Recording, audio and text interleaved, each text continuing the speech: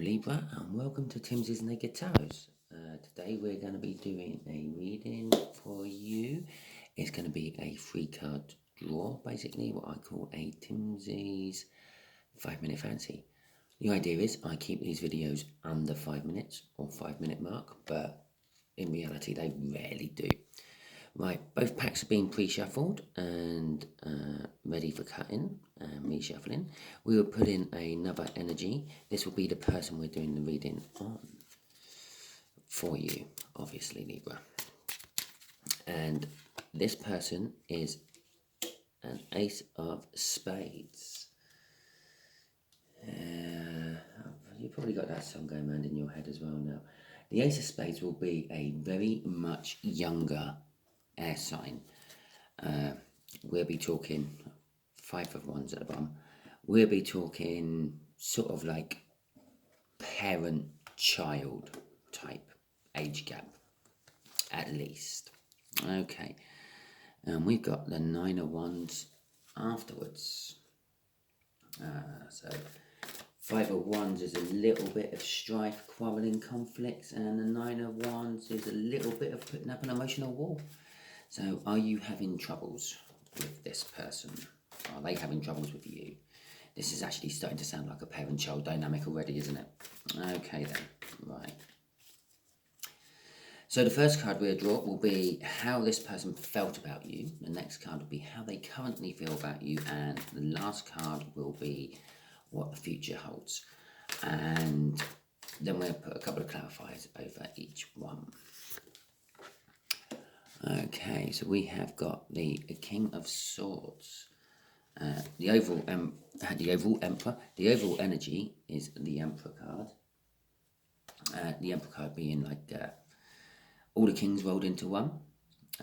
Makes a tough call, the hard decision, even if you don't have all the information.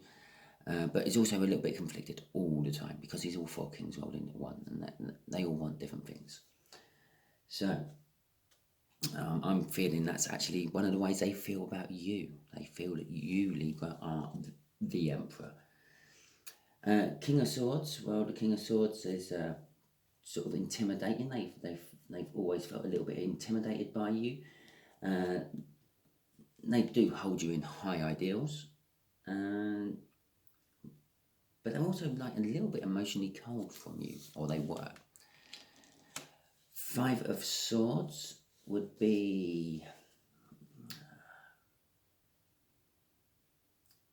they feel like they have the upper hand. They feel like they've had a win against you, Libra, even though they know deep down they haven't. You've won because you're the Emperor. You always win, basically. And the future card is the Queen of Cups. That's the Ace of Cups she's holding, the cup of love, and well, she's happy to pour that out onto the person she chooses to, and I don't necessarily mean romantically. This could be like the unwavering, what's the right word for it? Unconditional love from a parent to a child. Not necessarily always from a child to a parent, but definitely from a parent to a child. You know, no matter what they do, you still love them. Okay. The Wheel of Fortune and the Lovers, right? Now, don't suddenly think, oh my God, we're talking about a child and you're saying that I'm loving a child. Well, the parent-child dynamic, yeah, you could be 60 and the child could be 30. So there you go. The age gap isn't a huge, massive deal. Yeah, it just depends on where on the age scale you are. But I'm not actually getting any lover off that. In the old decks, that used to be called the choice, which is the universe choice, basically. So this is something the universe has chosen, the universe has put into place, and, well, both parties just have to deal with it. The Wheel of Fortune there is saying that's kind of how they've come around to thinking. It's like, in the parent-child dynamic, is sooner or later the child does actually suddenly wake up and realise, well, yeah, okay, so you're my mum, you're my dad, yeah, you pay for the rent, yeah, okay, or the mortgage, and you put the house over my head, and you give me clothes, and you pay for my food. Oh, I just have to accept that your rules are your rules. That's what that is kind of sort of saying to me with that Wheel of Fortune there. They the way they used to think about you, and they've come around to just accepting that you are what you are. Okay, which has led them to believing they've had a victory, but they know they haven't. So currently they are thinking about you, or feeling about you. This is how they... and that was the overall energy of that top read. The Knight of Wands and the Two of Cups. Right. Again, I know a lot of tarot readers automatically jump onto it as a soulmate. And yes, it could be a soulmate connection of some description. I'm still not feeling it. From that one, I'm just feeling it is like two energies bound together. From that choice there, the universe choice, you're bound together permanently. A bit like a soulmate, but I'm not feeling sort of love and romance off that connection. I'm just feeling like a bonded energy. Could be like a new recruit to a mafia boss. You're bonded. Once you've accepted that job, that's it. You're in the mafia forever. Well, I assume. I don't know. I'm not in the mafia. Excuse me, I was just taking a slab of tea. Weren't meant to be slurpy. With the Knight of Wands, yeah, they feel like they've got a victory over you.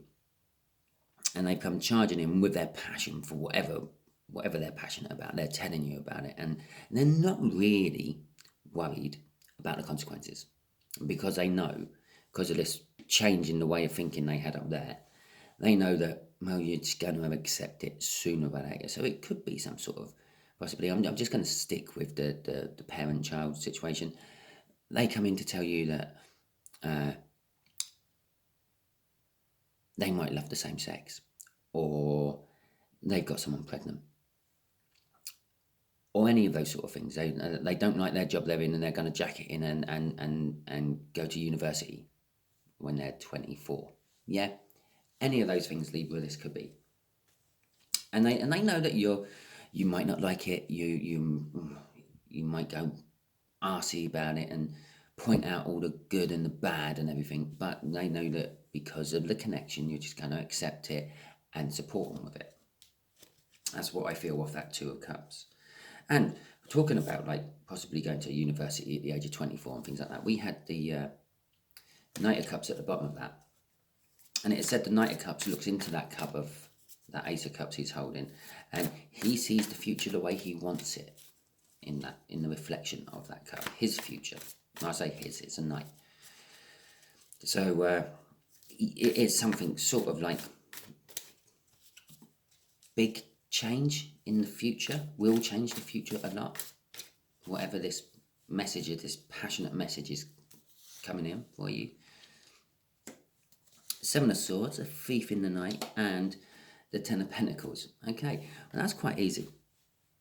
The universe is kind of saying, you could almost say this is like your reaction to it all. Yeah, you love them unconditionally. Yeah, even though that they're a little bit intimidated by you and all that, and even though that you let them think they've had a victory when they haven't, because you love them unconditionally. It's the way it is. And they had a Wheel of Fortune moment back when, sometime, which has left them feeling, I'm going to tell Libra about this, which is kind of leaving you feeling like something's been stolen from you. But because of your connection there, because it's a divine connection, it's the choice, the universe has made this choice and put you two energies together somehow, and it's a bonding, long-term connection that you're never going to break, because the universe has twound you together so much. You know, at the end of the day, it's all going to come out smelling of roses. You're going to be happy with the situation. You might not be happy with it when you first hear about it and all that, but after you've sat down for a little while and you've thought about it, you're going to think, oh, okay, no, don't look at it like I'm losing or whatever. I'm gaining a this. Yeah, and I'm going to have a happy home. I'm going to have a grandchild possibly. Maybe they go to university and get this good job and, well, look after me in my old age. Whatever it may be. Well, I hope this helped you, Libra. If you liked this video, give me a thumbs up. and share, comment, and subscribe. If it weren't quite resonating, it might be for someone else you know. So share. Might be just being used as a divine messenger. Still subscribe, because obviously each reading I do is totally different, because I bring in a totally different energy. Yeah, I have been known. You can look back through past readings and you will see. I think it was Aquarius, and possibly Aries. I had this little back and forth going on where I was actually reading Aquarius's person in the Aries read, and I was reading Aries person in the Aquarius read. So because it was all connected. So subscribe just in case. Okay, well, there you go. Twice the 5 minutes. Never mind, eh?